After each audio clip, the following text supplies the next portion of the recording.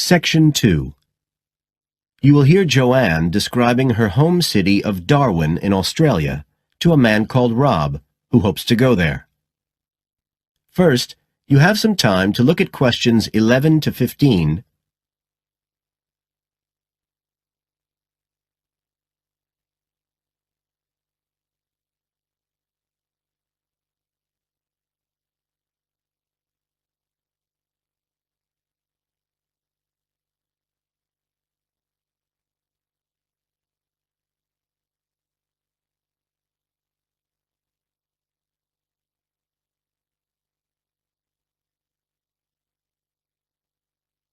Now listen carefully and answer questions 11 to 15. Joanne? Hi, you must be Rob. Nice to meet you. So, I hear you're planning to visit Australia. Yeah, and I really wanted to talk to you because I was thinking of spending some time in Darwin, and my sister told me you're from there. That's right.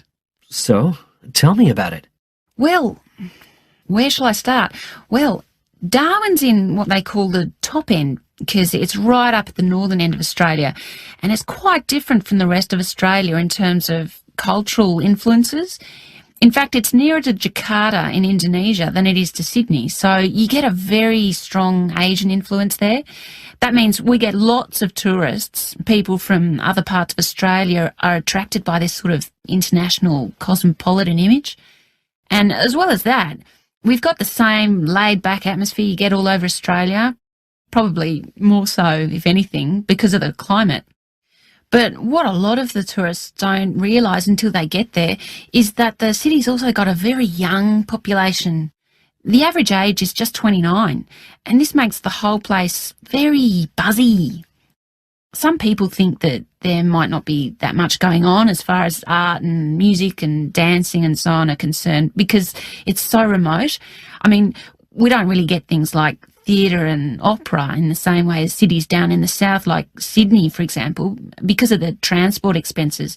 But in fact, what happens is that we just do it ourselves. Lots of people play music, classical as well as pop, and there are things like artists groups and writers groups and dance classes. Everyone does something.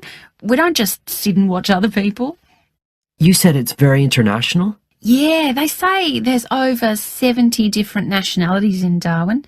For instance, there's been a Chinese population there for over 100 years. We've even got a Chinese temple. It was built way back in 1887, but when a very bad storm, a cyclone in fact, hit Darwin in the 1970s, it was almost completely destroyed. The only parts of the temple that survived were part of the altars and the stone lions. But after the storm, they reconstructed it using modern materials. It's still used as a religious centre today, but it's open to tourists too, and it's definitely worth going to see it. Oh, and as far as getting around goes, you'll see places that advertise bicycles for hire, but I wouldn't recommend it. A lot of the year it's just so hot and humid. Some tourists think it'll be fine because there's not much in the way of hills and the traffic's quite light compared with some places, but believe me, you're better off with public transport. It's fine and not expensive. Or you can hire a car, but it's not really worth it. What's the swimming like? Well, there are some good beaches, but the trouble is that there's this nasty creature called the box jellyfish, and if it stings you, you're in bad trouble. So you have to be very careful most of the year, especially in the winter months. You can wear a lycra suit to cover your arms and legs, but I wouldn't like to risk it even so, personally. And there are the saltwater crocodiles too. I mean, I don't want to put you off. There are protected swimming areas netted off where you'll be safe from jellyfish and crocs, or there are the public swimming pools. They're fine, of course. You now have some time to look at questions 16 to 20.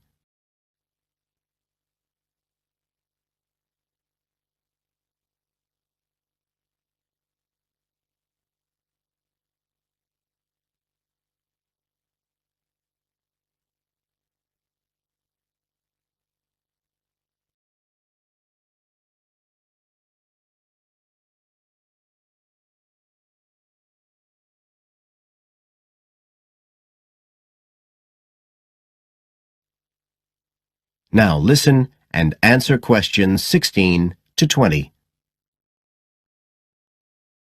So, which places would you specially recommend? Well, one of the most popular attractions is called Aquascene. What happens is every day at high tide, hundreds of fish come in from the sea, all different sorts, including some really big deep sea fish.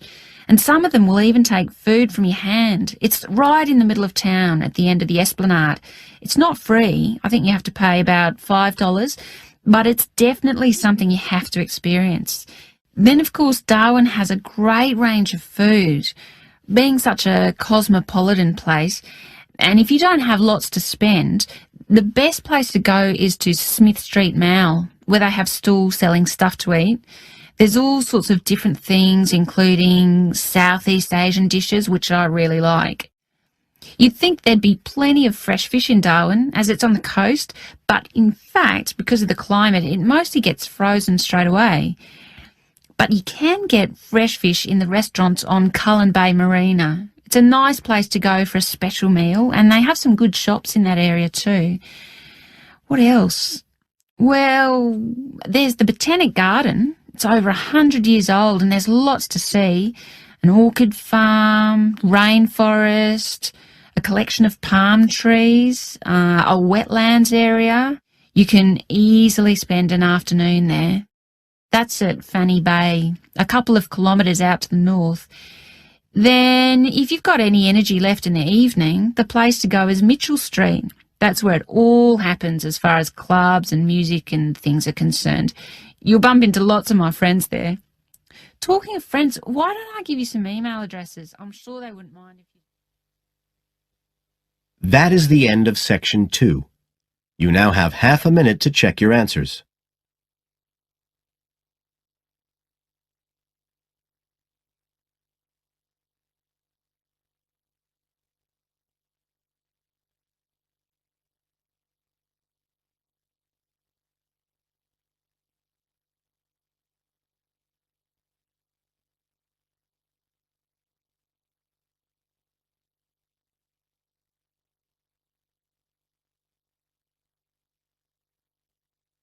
Now turn to section